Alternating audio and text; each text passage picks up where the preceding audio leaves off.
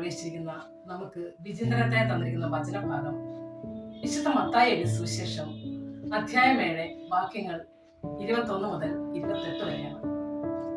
21-ാം വചനത്തിൽ ഇപ്രകാരം പറയുന്നു: കർത്താവേ കർത്താവേ എന്ന് വിളിച്ചപേക്ഷിക്കുന്നവനല്ല, എന്റെ സ്വർഗസ്ഥനായ പിതാവിന്റെ ഇഷ്ടം നിറവേറ്റുന്നവനാരോ അവനാണ് സ്വർഗരാജ്യത്തിൽ പ്രവേശിക്കുന്നത്. വചനമനുസരിച്ച് ജീവിക്കുന്നവൻ ആരോ അവനാണ് യഥാർത്ഥ ശിഷ്യനെന്ന് ഈശോ നമ്മെ പഠിപ്പിക്കുകയാണ്.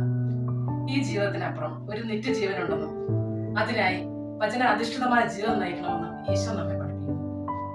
25-ാം വചനത്തിൽ ഇപ്രകാരം പറയുന്നു: മഴ പെയ്തു, വെള്ളപ്പൊക്കമുണ്ടായി, കാറ്റൂതി, അത് ഭവനത്തിന്മേൽ ആഞ്ഞടിച്ചു, എങ്കിലും അത് ഇളകിയില്ല. എന്നാൽ 27-ാം വാക്യത്തിൽ ഈ വചനം ആവർത്തിച്ച് പ്രതിപാദിക്കുന്നു: എന്നാൽ ആ ഭവനം വീണുപോയതായും അതിന്റെ വീഴ്ച വലുതായിരുന്നതായും കാണിക്കുന്നു. വചനമനുസരിച്ച് ജീവിക്കുന്നവൻ പാറമേൽ ഉറപ്പുള്ള ഭവനം പണിയുന്നവനോട് സാമ്യപ്പെടുത്തുന്നു. എന്നാൽ വചന അധിഷ്ഠിതമല്ലാത്തവന്റെ ജീവിതം പ്രതിസന്ധികൾ വരുമ്പോൾ ആടി വിളിയുകയും വീണുപോവുകയും ആ വീഴ്ച നിത്യനാശത്തിലേക്ക് തന്നെ നിബന്ധിക്കുകയും ചെയ്യുന്ന ഈശോ മുന്നറിയിപ്പ് നൽകുന്നു.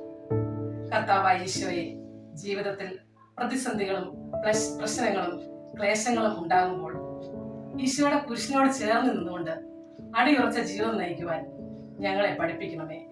ആമേൻ.